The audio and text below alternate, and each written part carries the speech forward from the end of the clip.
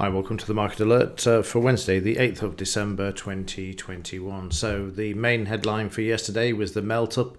Omicron study scares stuns, face-ripping FOMO short squeeze. So obviously, as the market moved higher, the shorts were squeezed. They had to buy, and that turned the market into a roaring move to the upside, which we'll look at in just a minute. Unprofitable stocks exploded higher as US productivity saw its biggest collapse in 61 years. Now, there's a paradox, isn't it? So productivity collapsed to a 61-year low, and the market rips higher. So again, make your own mind up on that one, but I think it's pretty obvious what's going on. Wednesday's news, Italian bank holiday today. The criminal's out later speaking. She's out at 8:15. We've got the JOLTS job openings at 3 p.m. from the US, so watch that if you trade in the Dow. Crude oil inventories at 3:30, and then we've got a 10-year bond auction at 6:01. I have got an implied volatility chart as well, so let me just find that and drag it in. So we can see with yesterday's spectacular move to the upside, the implied volatility dropping 3 percentage points there or more from Monday, which is good news. It helps with the Santa rally because that looks like what we're in at the moment. So let's start off and have a look at the Dow. And yesterday we can see that the market traded higher. It's traded up to 89% of this high down to here. Well, it's just sitting above it actually. So as soon as we break through this resistance, I can redraw here. In fact, I'll do that now because we're already through the 89. So what I'm going to do, as it's already available there, so from there down to here, you can see we're bang on 89, and that's why it's worth doing it when they break through, as you'll see there. So the market's stuck at 89% there at the moment. So if we take this out, again, I'll just move up to this one and then this one as it takes out these resistance areas as well. These are automatically drawn in. It's been updated yesterday, and they're just absolutely brilliant because you don't have to find these points. They're automatically highlighted, and that allows me just to click on those to actually know exactly where the next fibs need to be drawn from as well, and the same on the downside. Yesterday's 30-minute chart, you can see that the market in the afternoon, that's not the 30-minute chart, Keith, let's try that one, there we go. So in the morning the market was just pumped to the upside. This is a big move in the pre-market session for the Dow. From the low to that high was 426 points as prices were driven higher in the futures market. This continued in the cash market as well. Despite the fact that there was a bit of divergence, but the momentum as the cash market opened drove the market up to the R2 level, which you can see there. The market then found some selling coming into the market, which you can see, and then drifted all the way down before it was brought back later on in the session. And in the 5-minute, you can see this in a bit more detail. Interestingly enough as well, you can see the demand areas as well and the selling, how these work in the sideways move, how the market's brought back, and then once it breaks, you can see trying to hold the market there. That's because we've got demand there, and then we stop at this level here. We get the climatic volume, we're oversold, we get divergence as well in this bar, and then the market is brought back by the plunge protection team, as you'll see there. And then overnight prices sort of sideways to lower in the Dow. In the German DAX, well, what a move yesterday. I mean, it was just relentless, wasn't it? Just have a quick look at what the market did yesterday. So yesterday was 495 point move yesterday, nearly 500 points.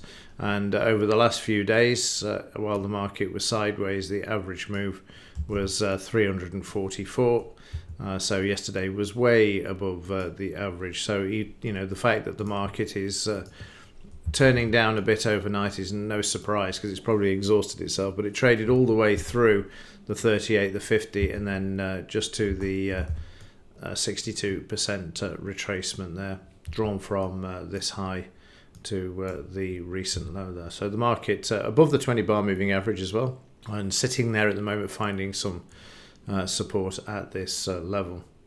In the 30-minute, if I can find it, it's here somewhere amongst all of these other charts. Again, you can see the market just moving higher. We started off here with the market finding support at 8 a.m. and then once the cash market opened, it was just one direction all the way, despite one or two just pullbacks below the 5-bar moving average, but it still maintained green in the parabolic and then continued to move. There was divergence, as you'll see here and here, but the market just drove through this, and I'll show you an interesting picture in a minute in the 5-minute chart. Again, as the market moved higher, it then traded sideways, didn't really sell off, finishing on the highs, despite the fact that the Dow moved lower towards the close, but the DAX then putting in a new high, which you can see there as well. So a very, very interesting day yesterday. We've got the market finding some support at the moment, but if this breaks, then we can head back down to the DP and the 50-bar moving average. This is in the 30-minute chart for those who like to swing trade the markets. So there is a bit of pressure in the market at the moment to the downside, but that's not surprising given the size of the move from yesterday. So yesterday morning in the 5-minute chart, we see the demand coming into the market after the futures market made a bit of a move. There was some selling coming into the market. It moved lower, but then we had the oversold conditions. We got the demand, the market opened, and it was one way all the way. Now we've got selling in the up move, and the market doesn't really drop, and the reason for this is quite simple, because as the market goes through the psychological levels, you will find there will be limit orders to sell. These get absorbed, and then the market's free to move to the upside. And again, just as in the Dow, again you can see that where the range is, and then how they bought back in, ready for the next move to the upside. And again, you'll see in the afternoon session how you've got this selling or supply, where they're absorbing orders as the market moves higher, because people that are short here, and again you'll see it with this bar in particular, as it's driving through, it's absorbing these sell orders, which is why the range is narrow. Once you've had a significant move, then these sort of bars will take on a different characteristic, as they will be seen to exhaust a market's move to the upside.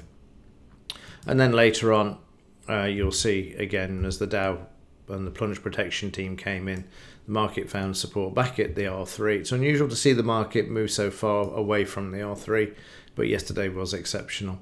Overnight, the market gapped lower. It's filled the gap, so that job's taken care of.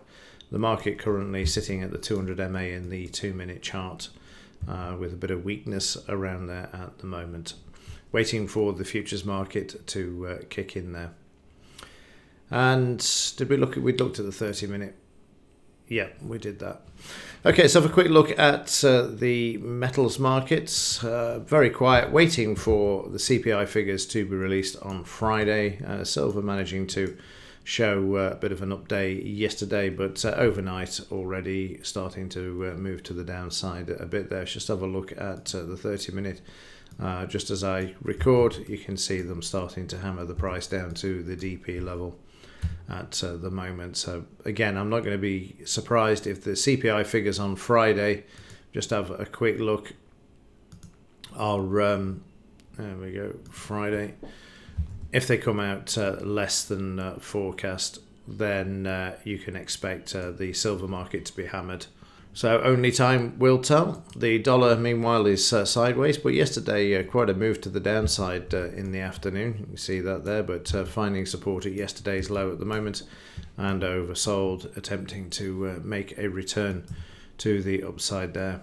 In the gold market, holding nicely, stronger than silver, and that's always reflected in the gold-silver ratio, which you can see is still sitting around the 79-70 level there, which again is no surprise. This will spike to the upside as well if the CPI figures aren't greater than last month's release, and you'll see gold also being hammered, but not as much as the silver price. And they'll use that purely and simply because the inflation is going to continue to go. It's to move to the upside. It's not transitory.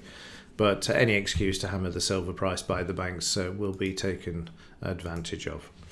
Okay, that will do it for this one. If there is anything else to report, I will let you know. But as ever, thanks for watching. See you in the next one.